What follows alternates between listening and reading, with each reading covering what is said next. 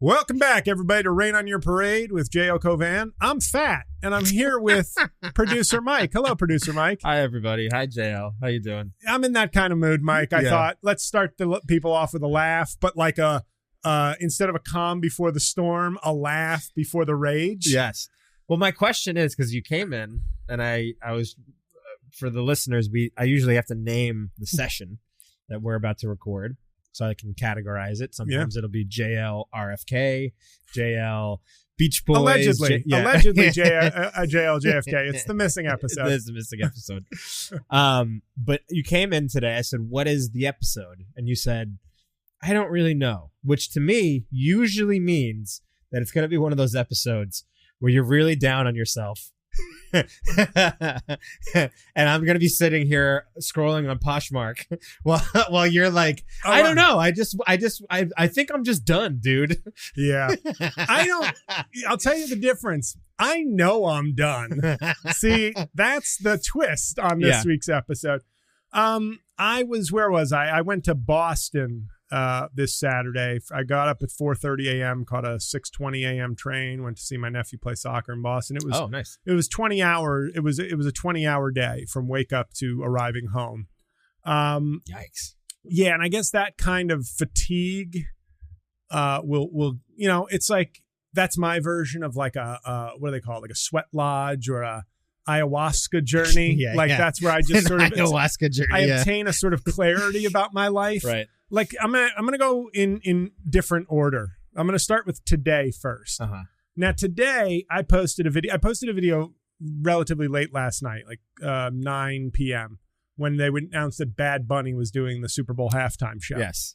So I did my thing. I did a Trump video, outraged at Bad Bunny, and in 20 hours it's hit 1 million views on Facebook. Yep. Over 500,000 views on Instagram. Over 500,000 views on TikTok and over 300,000 views on Instagram. On YouTube, where I get paid the most, 6,200 views. Where I have the most followers, the fewest views. Yeah. And you start getting these celebrities were following me on Instagram. They're discovering me, a little late in the game. Anybody worth mentioning? Ron Perlman, I guess, is somebody. He shared two of my videos on his stories. Yeah. But I've transitioned from like getting artists to follow me. When I say artists, I mean art we don't care about, like pottery and painting and things like that. Mm-hmm. For some reason, I was very big into that. I guess very liberal world, maybe. Yeah. And then now I've progressed into like black rap artists I've never heard of, or music producers that I've never heard of, and life coaches. So it's like a video game. It's Instagram, the video game. I'm now up to level 3, life coaches, and Ron Perlman. Yes. But it's one of those things where you're just looking and going, well, I played this smartly. I did what I do well, and I played it smartly, and this will yield me probably, as of today, probably $500 worth of revenue. Okay. Yeah, sure. For $0 output. Right. But, then I had to get a comment where somebody said, I never thought I'd see somebody like this, but this might be better than Matt Friend. Oh, yes. Yeah. Yeah, you mentioned this. And my new slogan is never let a slander go unanswered. I don't know that's a new slogan. I seem to really live by that. I've known you for like 10 years now. It's not new as far as I'm concerned. So I just kindly wrote, put might in quotes followed by a laugh emoji. Yeah. And, brevity is the soul of wit and rage in my case. Yeah, sure. So that was, but you just, as I look through what I'm doing, and it feels so pathetic at the same time, because you're like, yes, I made a video, and I do this because I want to build a fan base and get more opportunities to perform. And that's not happening. But there is such a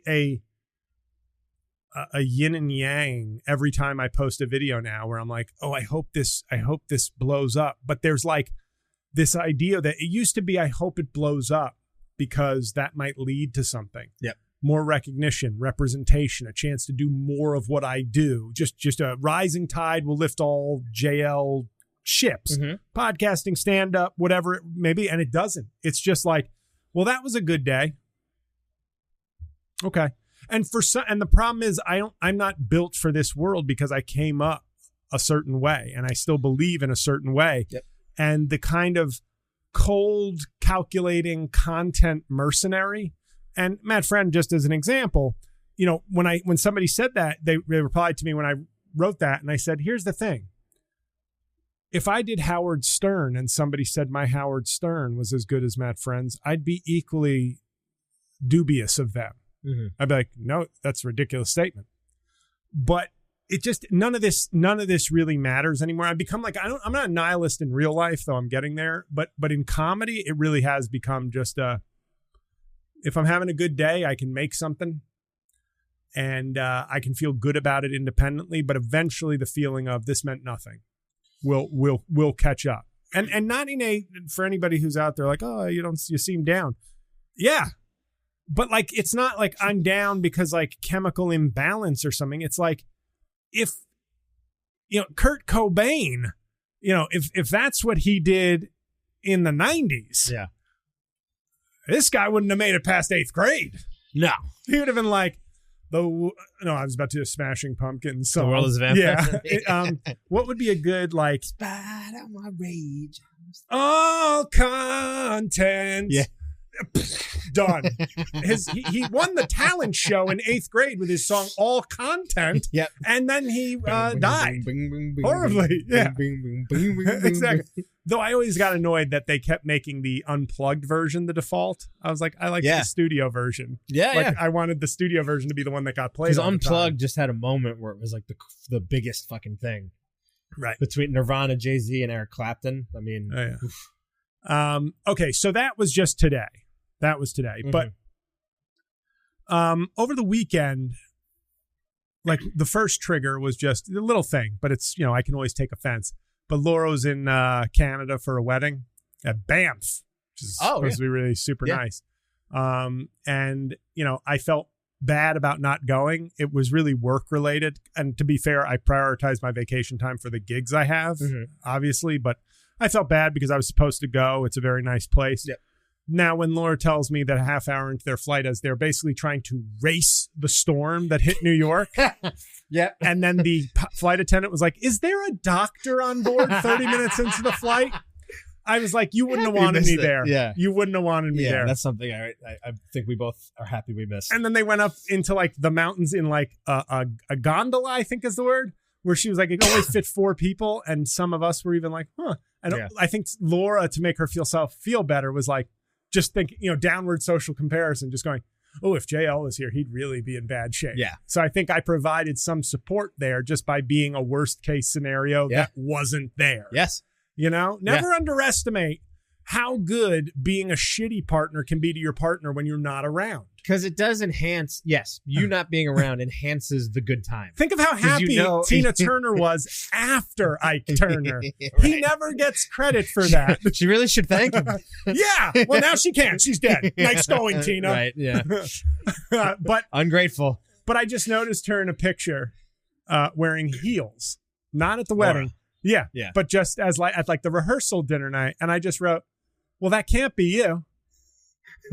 I see heels. Never responded to that. Oh, no. And I was just like, you know. Vegas, meanwhile. Another Gaga situation? Vegas, meanwhile, it's, you know, sneakers and flats for, you know, the shit pack over here. Yeah. The crap pack. Why didn't I rhyme? Crap pack? Crap pack's great. Yeah, why didn't I rhyme? That was terrible.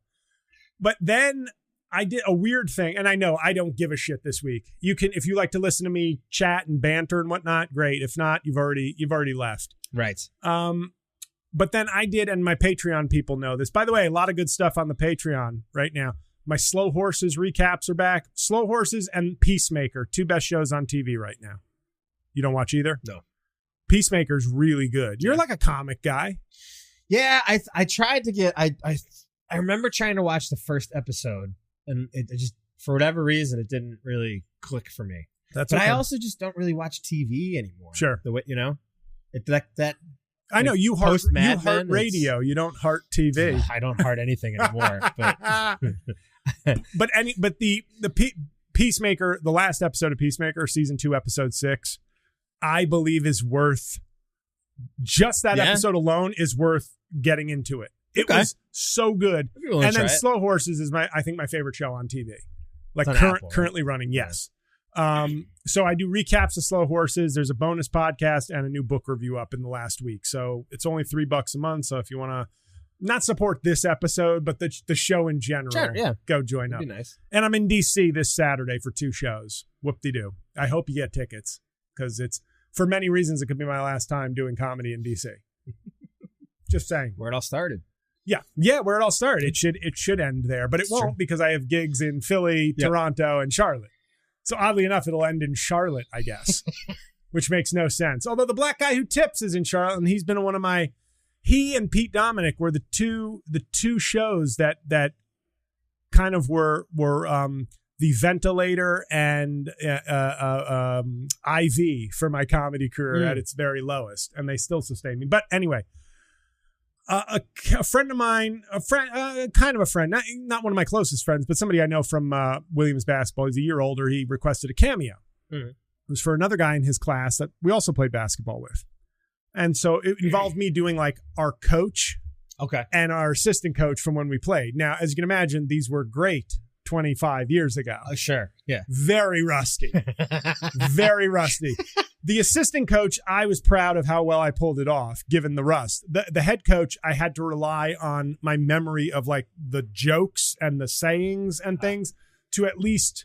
You had to brush off the act. Yeah, it was more like the script was good. Right. But I tried. I was alone in my apartment with Cookie while Laura's, walking around in high heels in Canada. Sorry, was there a tall gentleman who you wanted to be closer to in Canada that you just couldn't find in New Jersey? Anyway, it's all jokes until JL is in a casket. It's literally just stoking the flames of the Lady Gaga episode. Oh, no, but she doesn't listen to the show, remember? No, I know. But here's what I do, Mike. When I send out those signals like, hey, I'm a little upset at home, by being a miserable fuck, that's how I keep the hoes away. Right. Because the hoes think there's an opening like, oh, is this my chance? Oh, no, he's like an off-putting monster. But you switch the energy up on exactly. Him. Right, so they're always like, no. Oh, I thought it was say, don't touch the JL stove. Yes, it's still hot. Right. A true Machiavellian. Not in that way. Very unhot physically, but temperament very hot still. Stay away. So I do this cameo, and I literally write in the note, I'm like, thanks for ordering. I hope this doesn't suck. Please let me know if it does. Like, I'll refund you. I don't want to, So I'm on the train ride home from Boston, and a good friend of mine from the team, one of my classmates at Williams, writes back to me and is just like, and another classmate, a good friend of mine from the class of 99, writes to me like earlier in the day, like, by the way, funny video, blah, blah, blah, blah. I was like, oh, cool, okay. Then my other friend from my class writes to me, he's like, by the way, hilarious. Everybody's loving it. I was like, okay. And then he says, yeah, we shared it on the like class of 98 to 04 text chain or email list. And as I sat there drinking my complimentary bottled water in business class on Amtrak, I said, well, that's funny. I'm class of 01 from the Williams basketball program. Let me check the last 8 years of texts and emails to see if I've ever even been on one of these. Huh. Seems that I'm not.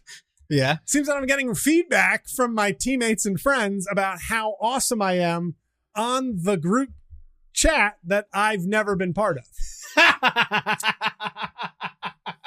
And this is as funny as this is, and it's meant to be funny.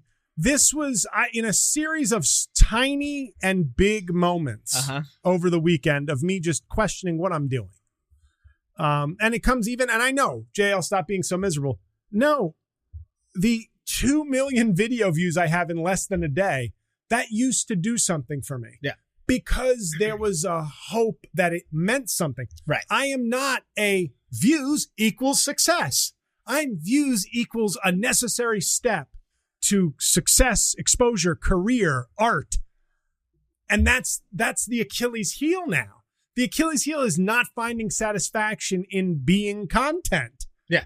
And it's a tough spot to be in because 5 years ago when my shit blew up, I was like stressed out of my mind, but in a good way. Yeah. Because I was like, this is the this is it. Who knows what could happen? Right. And I know I've got, getting billions was like validation for like just getting my stuff out there and getting opportunities from what I can do.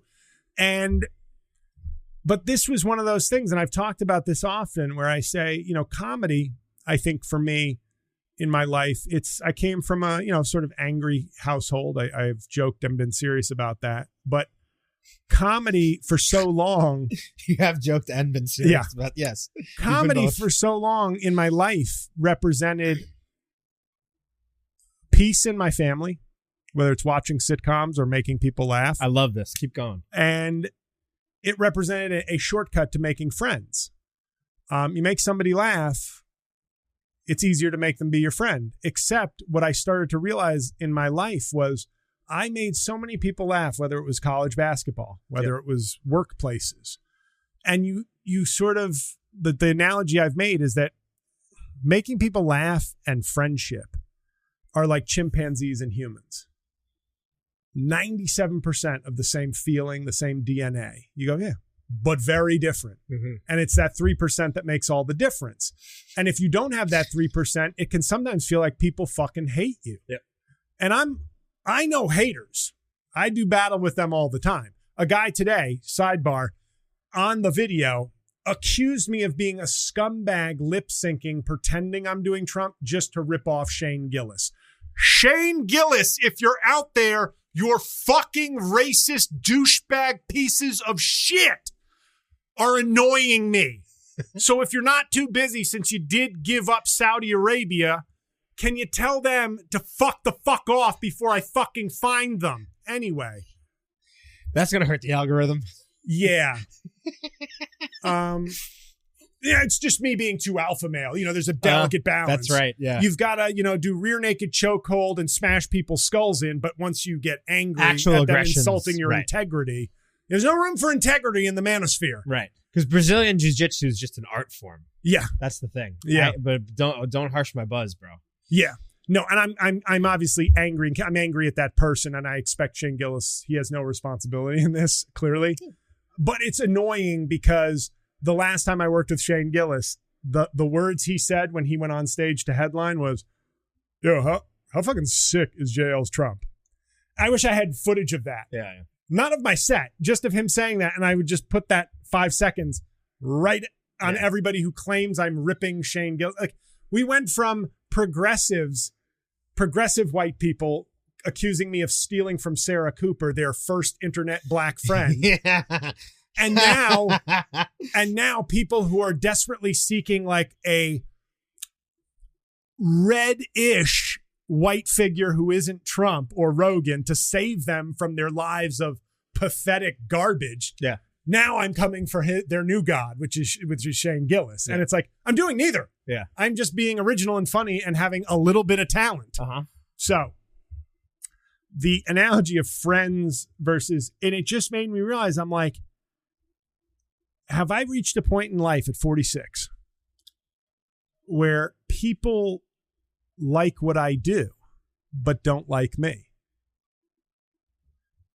And I think we're going to take a break on that.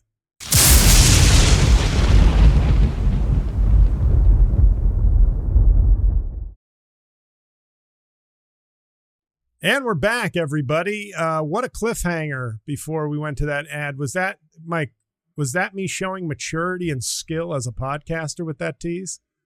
I think it was us, yes. And I think it was you showing maturity, maybe not skill, but maturity as a human being. That wasn't a knock. I'm just saying. I think that there is, no, it wasn't.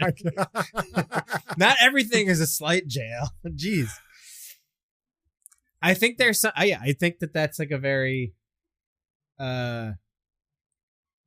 thoughtful approach to how you're thinking right now. Well, and I'll tell you the other I left out one component that I talked about on the Patreon episode, which was in my building. When I go for walks, this is something I joke about, but it's also real. When I go for walks in the morning, I walk like 4 miles if I get up in time. Mm-hmm. And I'll see some people jogging, some people walking. And I say good morning or hello to anybody I make eye contact with. And I look for eye contact. And if I get the look away, I go, okay. I'm not going to go, hey. Yeah. Good morning. Yes. Right. That's look creepy. me in the eyes.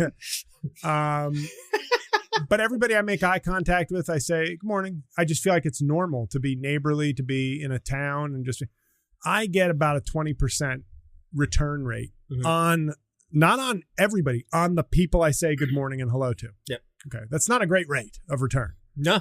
And then in my building, on my floor, about 35 apartments on my floor. My wing has 16 apartments, 301 to 316. And if you think 316, anyway. Yep. If you think that you can't look me in the eye, you got another thing coming. If I'm walking down the hall and I say good morning, you better say good morning. and that's the bottom line. Because JL's sad. And like my next door neighbor just moved. He and his wife had a baby. And like Jersey, that's the thing. Living in a rental in New Jersey, there's two things that happen. Rent gets too expensive for people, or they were there waiting on a home, like to building blocks of their life, and they're in Jersey because they're hoping to buy a home at some point. Right.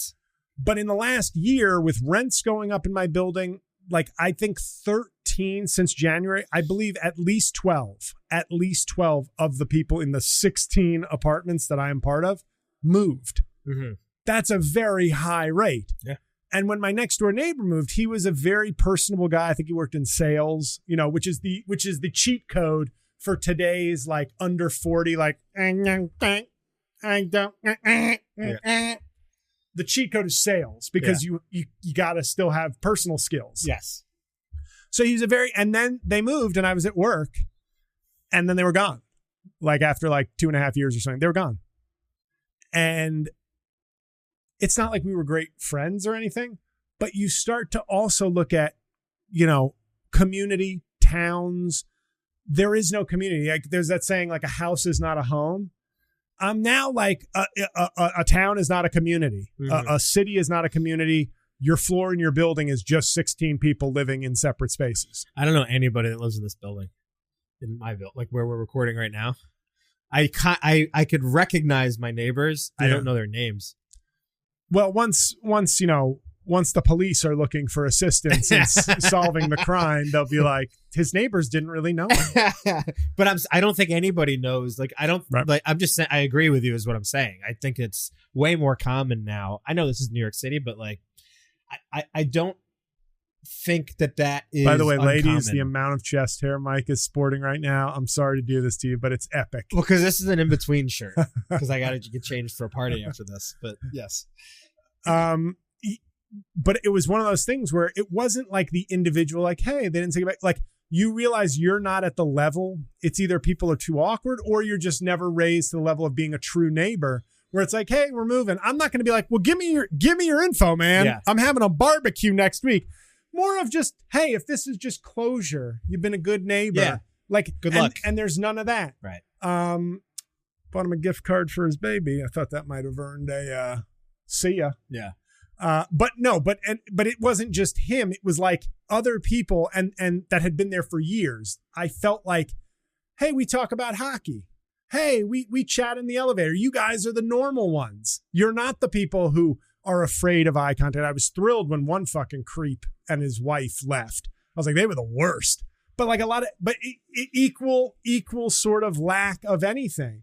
And like I said, it's not an individual issue with any one person. It's more like in the aggregate, it makes you feel, whether it's not being a part of a team that you were a part of, whether it's your building is just like, I walk down my hallway, and this is not an exaggeration, and I know I'm probably too much in my own head a lot of the time. That's why I'm good at what I do. I may not be successful, but the reason I'm good at comedy is because I'm always bothered. Is that somebody telling you they're moving? The reason I'm good at comedy or whatever is because I'm in my own head a lot. I critique a lot of things, but I think a lot about a lot of things. And when I walk down my hallway, ever since my next door neighbor, he was like the last domino to fall. You know what I mean? It wasn't that he himself and his wife, they were nice. I liked them, but like we weren't friends. We were neighbors. We were friendly neighbors. I walk down my hall and I feel like all of a sudden I feel like I'm new and I'm like alone. Like not alone. Obviously I have Cookie and, you know, Laura when she's not wearing high heels in Canada. But it's a weird feeling. And I think I don't want anybody to ever be like worried about me. Like, oh, Jail sounds depressed. It's not, it's like I'm hyper aware of like how my life is changing for the worse based on all the things I complain about on this show all the time. But I'm like an unwilling participant in this. This world has now come for me. Like, everything I've been a part of. That's why when I go to church on Sundays, and I had somebody on Blue Sky, I don't know if they listen to this, but they tagged me and a couple other people in it, but they're like, I'm getting a little tired of like lefty religious people who always talk about their religion, but never share what it is they like about it. And I muted the person. So if you're a listener, you're muted. But I was just like, why are you, what? Like, first of all, you could listen to more of my work. Maybe you'd see how some of it informs, but it was just a very odd thing. But when I go to church every Sunday, I leave church so bummed out because it's the only time, it's the 1 hour a week where I feel like, and I don't even mean like I surrender. It's not that cheesy. In fact, sometimes I get mad at myself for not being as focused on the sermon or the readings or kind of prayer because I'm just so relaxed in church that it allows my mind to just go through everything in my life that's good or bad or disappointing or stressing me. And maybe that's not, you know, somebody might just call that a spiritual or meditative practice. Well, that's what I was going to say. Yeah. But that is, and then I, of course, get mad at myself. I'm like, stop focusing on yourself. Focus on why you're here. But it is a place where I like, it's the only place where I feel completely unguarded. And I end up leaving bummed because like I'm expressing here today, it's things keep getting worse. And I know I spend most episodes talking about how Trump is making things worse on like a macro level. But I really think for me personally, but also just in terms of at any level, personal, building, town, society, like it's all getting worse. And I just don't know how we turn this around. Like, how do you teach people better manners? How do you teach people to be more engaged when like everything, hint, but everything is sort of teaching. Like, I think I like comedy and like going to church because it's something social. Even though I get stressed about certain things, it's social. Like my uncle, who passed away in 2020, but I remember he was a very social guy. And then because his drinking buddies were racist, yes, you told us. Yes. He gave up going out to drink. Yeah. And I always thought right. Like I said this on the show a while back, but I was just like, he's doing the right thing. But for anybody who ever says, don't talk to your family, I can do what I want, but it's very difficult to just be like, your family's Trump supporters? Then fuck off. Tell them to fuck off. Yeah. This world is getting lonelier every day. I don't just mean for me. I mean, it is. We can fool ourselves into thinking it's not. It is. And my uncle, when the local video store closed, he wasn't like bummed, but I bet he was bummed. Like he didn't show it, but he never got into Netflix. He loved watching movies. He never got into streaming. And I think it was because the video store represented something to do in addition to getting a movie.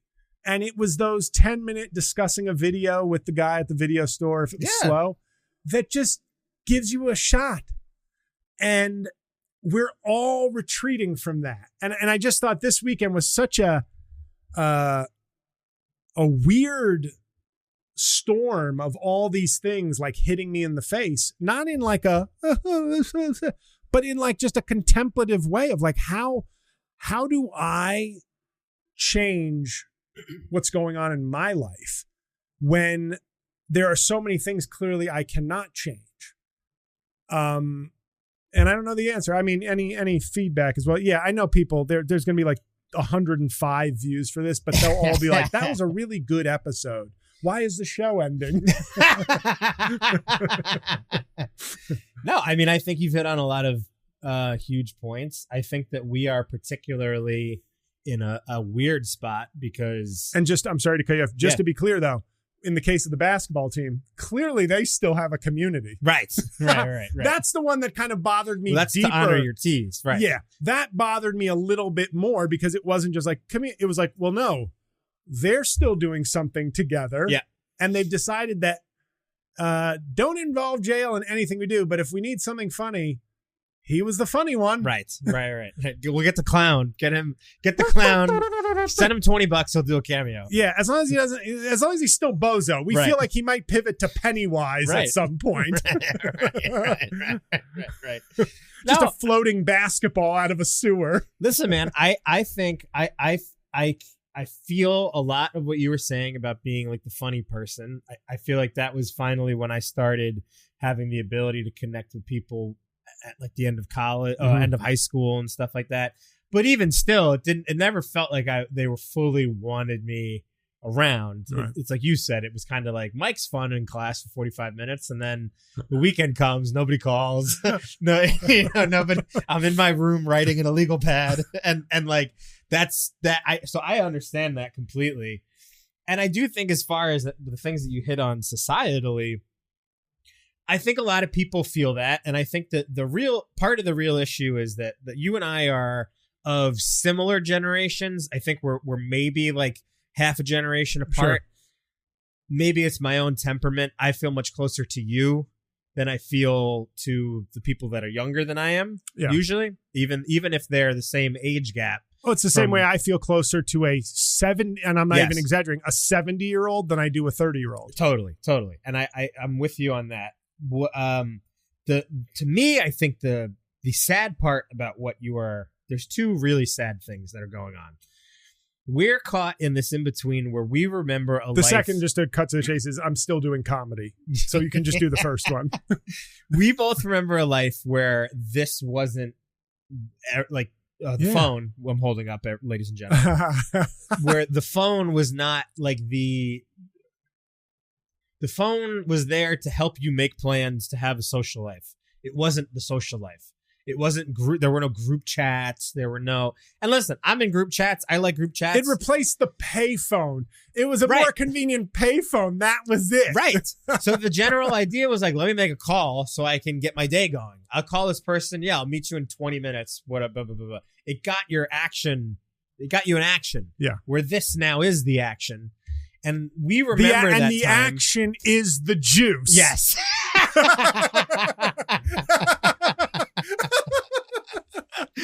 For me, the action is the juice. Got what we got. So bon voyage, motherfucker. Bon voyage, motherfucker.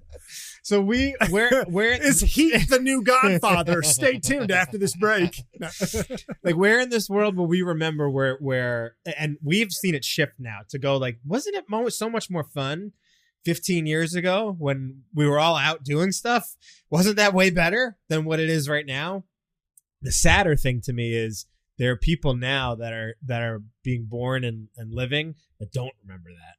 This to them, this is so much more normal than it is to us to go like, you guys really don't remember what it was like when you had to like put the effort in to spend time with somebody and to, I think the idea of effort in general is like, people are beyond that. People don't want effort in any part of their life. Can I jump in just on the effort point? Effort to me, I sometimes think about this because my mom was an example of there's more to life than effort.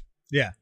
Like, rise and grind, but if that's all, like, you'll be very angry but sometimes when I'm working hard on something, sometimes I'm like, and I don't even mean this in a sad way. Sometimes I'll go, maybe just doing this is being alive.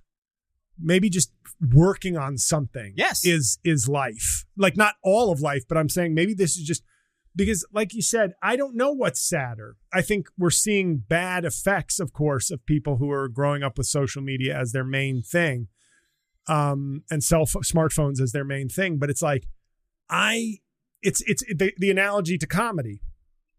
I was born into comedy, so to speak, when it was still go to open mics, tape yourself, send that tape to someone, try to get more spots, try to get on Letterman, try to get and on, that was it. That was it. And it worked. Literally, my first 4 years of my career is how I thought my career should track. Busted my ass, was funny, pivoted after about a year and a half from impressions to once I started finding a little bit of my voice. Yep. Late night credit, 4.5 years in. Yep. Looked great. Thought it was like, this is exactly. People start talking. People like around start talking. Oh, that JL guy's he's a real fun. dick. Yeah, exactly. And then YouTube. Not the worst thing, but then YouTube. Okay, let me work on some YouTube stuff. Mm-hmm. Then podcasts. Oh, well, okay. This is like a new pathway. This is a new thing. You got to diversify your creation portfolio. And then social media.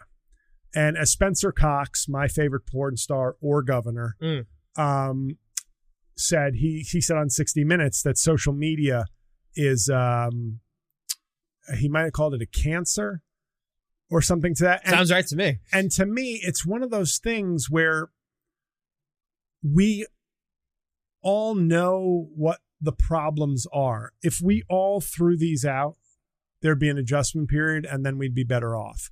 Yes. Well, but I will say, I'd be left off an email chain instead of a text chain. The only issue Williams is, basketball. so this is what starts, this is where I've been at with trying to get rid of social media for me personally has been, I will never go back unless it's, it would take something would really have to happen for me to have the desire to go back and use it. And it's been such a great gift for my mental health to just not have to overload my brain with that much stimulus all the time. Yeah. But I do think the issue is that it's like, why could we, why can't we get rid of nukes? Because the technology exists. Like it's like once the genie is out of the bottle, long as there is a bad person, right? They'll exist. Right. So it's like kids and cell phones. Like my nephew was the last one to get a smartphone in his group. And it was when my brother and sister-in-law just kind of realized, I mean, the battle is lost. Right. We can simply mitigate damage now, but we've lost. The war is lost. Right. We're negotiating peace terms with our children. Yes. Because we've lost. Because once Tyler's mom, I don't believe a name of his friend, so yes. in case anybody listens to this. Fake name. Yeah. Yes. When Tyler's dad, who, wants to be cool still, is like, so they'll give us 2 iPhone 48s? Yeah. All right. Hey, happy birthday, kid. I'm a cool dad. Yeah. Then the insecure mom is like, oh, Tyler's dad did? Okay, Mitch, you can have one. Yeah. Next thing you know, there's 10 friends in a group chat and, your kid you're only obeying what doctors and professionals advise, right. but he's left out and you don't want to make your child the sacrificial lamb at the altar of what's right. Well, it's the version of, remember growing up when there were like people that didn't have televisions and you were like, fucking weird. No, that's so weird. That would never happen. No. There was a period when I'm in my early 20s where I would meet my mom people. shoved me into ritzy private school pretty quick. So these people were like, you just have one home? No, but I'm just saying, I don't mean that. I meant that they would do it at like their parents made them not watch television because they thought it was bad for them. Oh, okay, and it was always like, if you had that one person or a couple people that you'd met who were in that situation, you're always like, this is so weird. What are we even going to talk about? Now that's the phone. Yeah. It's sort of like, oh, you're not on TikTok? What are we going to talk about? Like, what are we going to... It's really weird to have seen that it's gone that way. But I don't know, man. It's weird. I wrestle with this a lot where I'm just like, it's a natural progression. It makes sense that we would get to another place. I don't know why we'd think that television, the way it was forever, would be that way forever.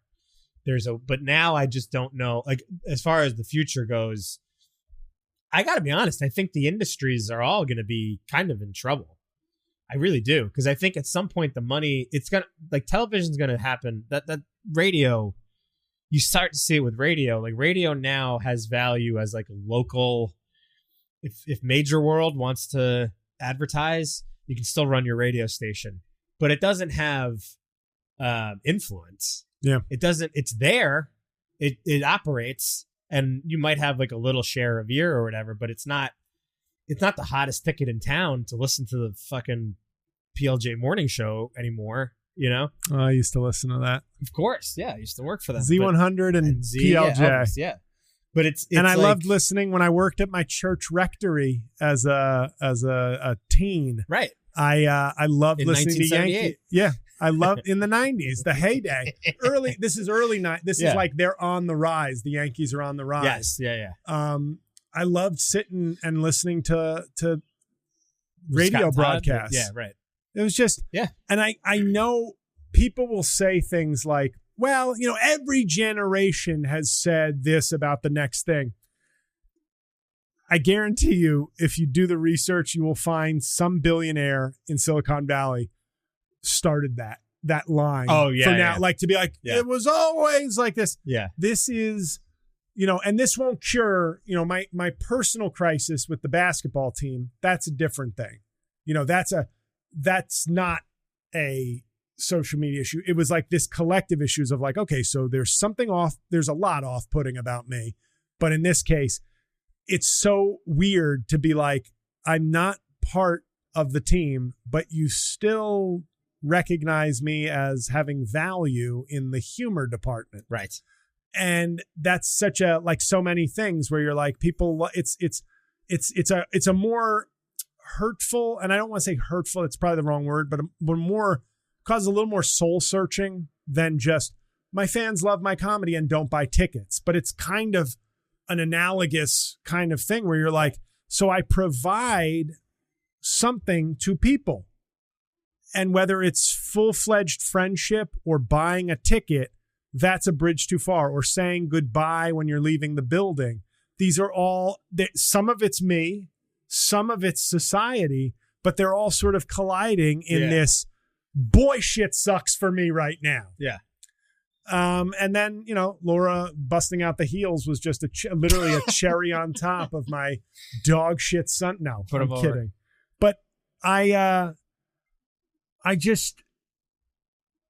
don't, the Unabomber comes up at times like this. Naturally, right. And I'm not about that life. But boy, Unibombing?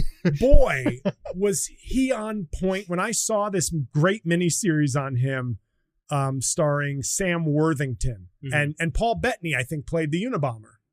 I forget where it aired, but it was actually really good. It was on like the Paramount Network or something several years ago. I just remember watching it going, I'm not too familiar with the Unabomber.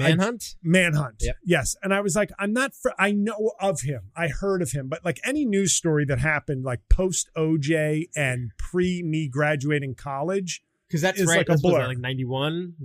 I think he was doing the killing them, but I think it was like mid 90s, okay. I feel like, when he got caught. But as they're going through his manifesto in the show, you almost in hushed terms to yourself are like,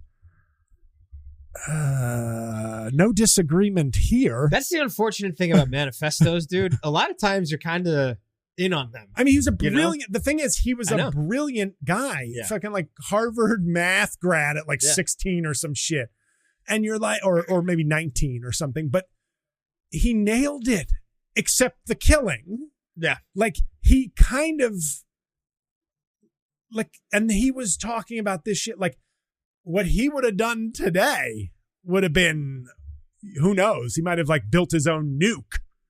Who knows? But, without praising the Unabomber, like, Luigi Mangione, it's the only reason I'm talking about this today is that it felt like it wasn't just my usual, hey, society's going to hell, but it was like these deeply personal to like somewhat personal to just anecdotal or out and about all seem to be going in this direction. And I think it's the personal level of it that kind of triggered a sort of like full examination, because obviously my neighbor can do what he wants, but my teammates decided like, and like I said, I don't think they hate me because I mean, it would be a compliment to my comedy if they were like, we really fucking hate him. But God, I respect his comedy. Mm-hmm. I think at this point in my life, I'd take that. Yeah. But instead, it's more like, we don't hate him. Just think he's kind of funny. That's like the worst place to be. It's just like, you're there. Yeah. A little like the guy who's got the drugs. Yeah. Right. He's whatever, but he's got the pot. Yeah. I mean, I wish, but then yet the market for my comedy somehow doesn't translate to drug money. Yeah. That would be, I could probably take that. If you were rich, you could live with it. Me, just Scarface, but with like microphones on my desk and like counting cash. Take it to the limit. Yeah. Yeah. And just me going. And then me laughing with, Sosa, Matt Friend as Sosa. And we're just like, Trump impersonator. Take it to the limit. Just anyway, this, like I said, this episode, like an episode of Seinfeld, had no purpose, I guess. But I think sometimes you called it, but I feel like you were a little more engaged than my usual depressing episodes. But this actually wasn't as depressing. Okay, good. I mean, every now and then we need every 10 years, they flush out all the bad blood. That's right. Clemenza, I know. Clemenza. It's good. It's good every 10 years. Cleans out all the bad blood. But yeah, I don't need to drag this out. We can do a little comedy talk after this. Now it got depressing, Mike. Yeah. But this is not an episode with any kind of bow or any kind of, it's just no button. As you're doing comedy and living in a world that's increasingly, you have to rely on some sense of community, even if it's pithy. And the more people that don't say hi to you in the morning, and I don't think I'm unique. I hope I'm not unique in this. It just seems people are less social, less connected to their community. And I hate to give credit to MAGA people, and I don't even think they Donald got Trump, together. but I don't even think Trump actually envisioned this at all. Yeah. But what a lot of people have said is he spoke to the alienation they were feeling. And much of that stemmed from bigotry, animosity, not all of it, but a lot of it. I'm not going to sit here and act like it was just economic anxiety. We all know that's not true. Yeah. Some of it was racial animus or ignorant fear. But people love these fucking Trump rallies. Mm. And it's because they are community gatherings. I'm not saying all community is equal or good, but that is kind of what it became. And I don't think that even had anything to do with Trump. Trump was just the thing they were going to see, and they probably discovered some kind of community. And I don't know.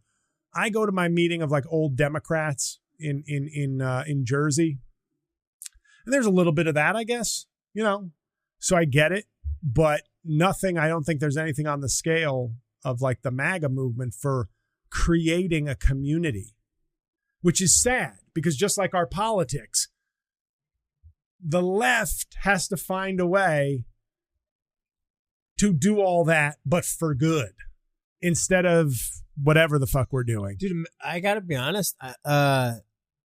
I don't think Americans, like, community is not a part of American culture. I really don't. I don't think the older that I get and the farther away I get from being around a bunch of like ethnic Italians and like the farther I get from those people kind of dying off in my life, the farther I feel like we get from having big family gatherings with food and I don't think that's an American thing, to be honest with you. Anymore. Or do you not think ever? I think maybe post-war, there was this like propaganda that was like big, white picket fence, 2 kids. No blacks. No black. Right, exactly. Yeah, right. Perfect world. Women, I guess you can vote, whatever. But peacemaker. Anyway. But I really don't think that like if you go to other countries, I I think all over the world, maybe not in every single country, but like a lot of European countries, I think a lot of the African countries, and some South American countries, the whole like family is the root of everything. Community is the root of everything. And it's not about spreading your tentacles into every fucking thing. That's American culture, is like spreading. What is wrong? Like it's the perfect analogy for TikTok and going viral and never feeling satisfied. What is wrong with having, like, being a shoemaker or a tailor or a cook or something, having one place, being really good at what you do, being successful enough to have like a full life with a family, you can afford a home, and what is wrong with just having that and then having time to have like a life where you live? I think part of the problem, and this is going to speak to your radical left instincts, I don't think for many people that is possible anymore. That's part of the problem. That might be part of the problem, right? Maybe you can't achieve your small world of goodness anymore. But instead of being like, let me expand my world, we kind of don't have the satisfaction of like my family and my community, my neighbors or whatever it is, maybe to a certain extent. And now we're just like, well, I don't have the thing, and I'm not interested in fucking branching out either. Yeah. And so you kind of have the worst of both worlds, maybe. I don't know. This was just a random discussion of we got somewhere, though. One gentleman and one monster talking for 45 minutes. But I hope I'm not the monster. Of course not. So we'll be back. Coscarelli's Monster. Is that the name? You know, I've created a monster. You know, the doctor was Coscarelli. Right. But we will be back with a few minutes of comedy talk. But sorry this didn't go maybe anywhere. I don't think it's a horrible thing to sometimes just have a thought session. But that's where my mind is at these days. So we'll be back with some humor. Just check that.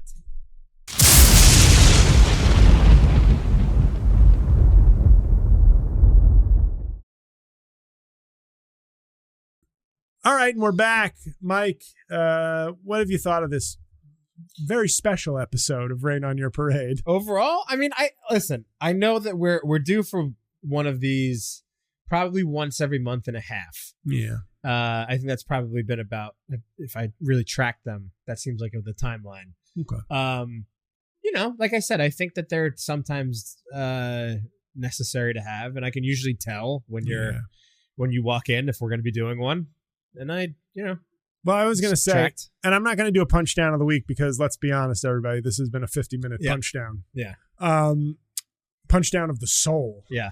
But when I was a little later than I wanted to be today because the E-train pulled up at Penn Station, and I jogged my fat ass up the stairs and pulled out the credit card, and then I got through the turnstile, and then this short young woman with big headphones was buried in her phone, and I like the doors were open and I had to do like 3 moves, and so I was like, excuse me, and then the doors closed, and of course I was like, you fuck. Yeah.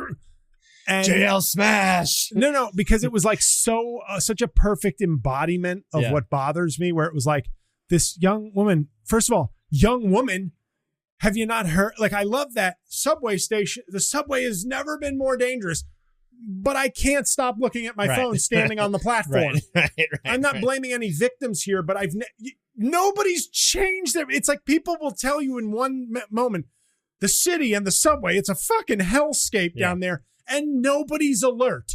Nobody's changing any of their behavior. So I'm like, well, either you're addicted to your phone and should be institutionalized, or you're full of shit and it's not as dangerous as people are saying. Anyway, I missed that train, and then she realized she got out at the wrong exit. And as I'm like lumbering angry, like just like, oh God, to the other end of the train, closer to the exit I need, she just comes like marching as fast as she can the other way. And I was like, where was that fucking hustle when your neighbor, your community member was trying to get on the train? You don't know where I was going.